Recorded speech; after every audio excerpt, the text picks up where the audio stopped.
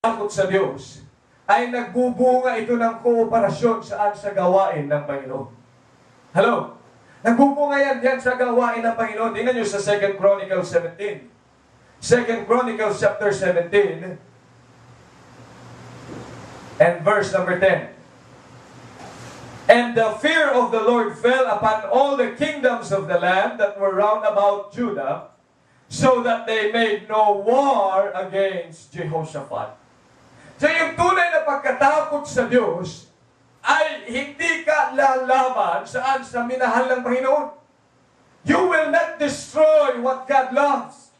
Ano ba ang simbahan? God loves the church. He purchased it with His blood. At ang sino mang lalaban, sabi ng Panginoon, ang sino mang sisira saan sa katawan ng Panginoon, siya din ay sisirain ng Panginoon. But you see, if you have fear of the Lord, you will love the brethren, you will love the work of God. Kaya nga, hindi ka magsasalita anything against your brother. Hello? Kasi kung minsan tayo ay tao lang, oo. At kung minsan na pagkukwentuhan natin. Kaya lang kapag ang kwento mo ay masama na, zip your mouth. Amen? Dapat maghanap ka ng maganda sa iyong kapatid.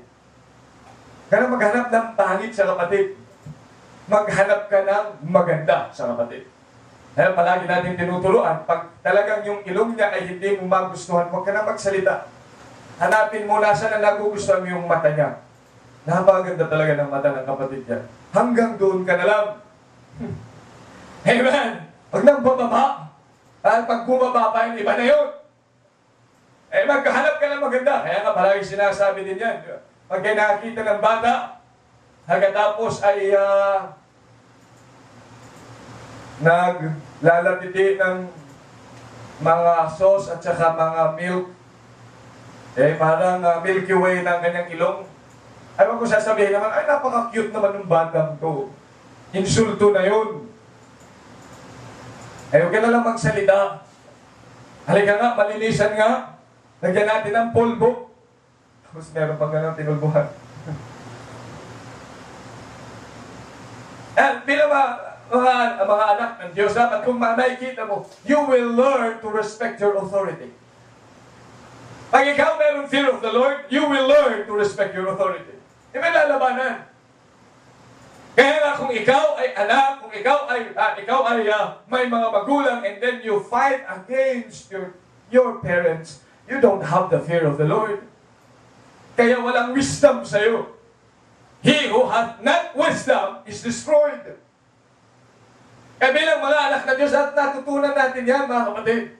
At we do not find our authorities, but we pray for them and love them. Because that is to have fear of the Lord. Kahit ang mga magulang mo, hindi nga perfecto yun, pero huwag ka naman magsasalita ng masama laban sa kanila. Amen? Kung magsasalita ng laban sa kanila, respect them, love them, cooperate with them. Maging sa simbahan, you cooperate with the leaders of the church. Amen? And makikita natin when you have fear of the Lord. Yan, tingnan niyo.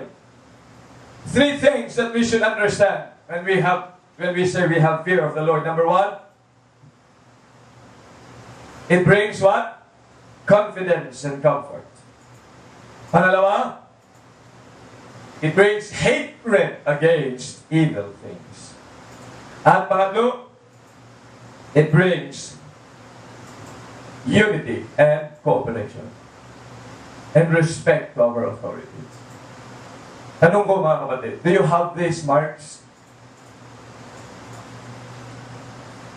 Kaya nga kahit anong gawin natin, we do not build our house, we do not build our lives, but we destroy because we lack wisdom. Ngayong gabi, may challenge. Nakinig ba yun sa akin? May challenge. Bakit hindi natin? Kagaya ng sinabi ni James, if any man lack wisdom, let him ask. Let him ask who? God. Sapagkat siya magbibigay ng wisdom. And when we have wisdom, we ought to have fear of the Lord. Amen?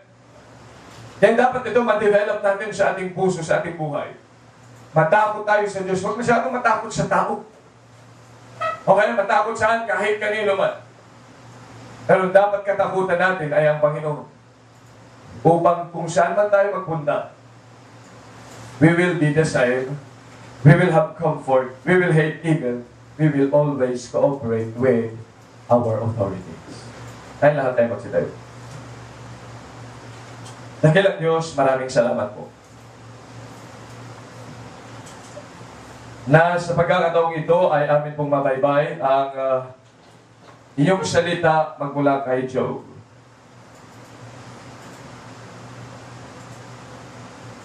Naisin nga po namin, Panginoong Diyos, magkaroon ng wisdom. At dahil sa inyong salita, we only get wisdom when we have developed that fear in you. Tulungan niyo po ang bawat isa sa amin, Panginoon, matuto na matakot sa inyo. Hindi sa sitwasyon, hindi sa kahirapan. Hindi sa mga bagay na hindi namin makakayanan. Kundi ikaw, Panginoong Diyos, sa inyo kami magkaroon ng tunay na pagkatakot. And that we may love you. Ang mga bagay na hindi na ayaw mo po, Panginoong Diyos, ay yun nga pong aming iiwasan. At kung anong naisin ninyo ay yun nga po ang aming lalakaran. Panginoon, tulungan niyo po i-develop sa aming puso ang bagay na ito. Maraming salamat sa kaligtasan na ipinagalog niyo po sa amin. Maraming salamat na ikaw, Panginoong Diyos, na nagligtas sa amin. Nagkaroon kami ng katiyakan pagpunta sa isang kalangitan. Pero kung meron po sa aming kalangitan, di pa nakakatiyak ng kalangitan, ikaw nga po mangusap, Panginoong Diyos. Makita niya na nangangailangan siya ng tagapagligtas at ikaw po yun. Tulungan mo po siya makaunawa. At sa amin, Panginoong mga ligtas, we claim to be saved. Dakilang Diyos, naisin po na bawat isa magkaroon ng wisdom. Help us then to develop fear in you. At sa gabing ito, nihiling ko po, Panginoong Diyos, tulungan niyo po akong mag-decide para sa inyong kalwalhatian sa pangalan ni Jesus. Amen. Habang tinutugtog ang awiting paanyaya, not do it as long as you think. Pero maliwanag, challenge, magmula pa sa umpisa. Bawat isa sa atin dapat ang naisin natin wisdom. Ang hihingin natin sa Panginoon is wisdom. Kaya pag hinihingi natin ang wisdom, dapat ay ma-develop sa atin yung tunay na pagkatakot sa Panginoon. Do you have that? Do you have that, Mark? Kung wala pa, at kung meron man, bakit hindi mo ipanalangin sa Panginoon at lumapit ka sa Kanya here in the altar and ask that you develop that fear, you develop that love for God, at ikaw ay may pag-usap sa Kanya at mangako ka sa Kanya tonight that you are going to have wisdom and that you are going to fear Him over and above.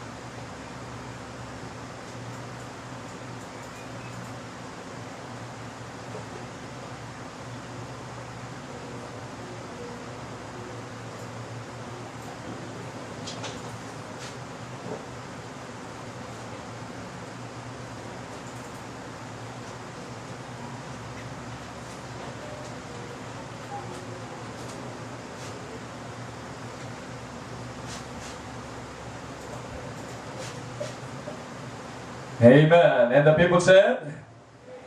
And the people said? Amen. Okay, bago natin kuhanin ang ating offering, let's all stand up please. Awitin natin ang song 182, Each Step I Take.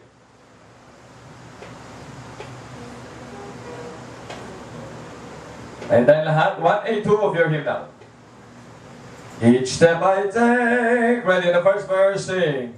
Each step I take, my Savior goes before me, and with His loving hand, He leads the way.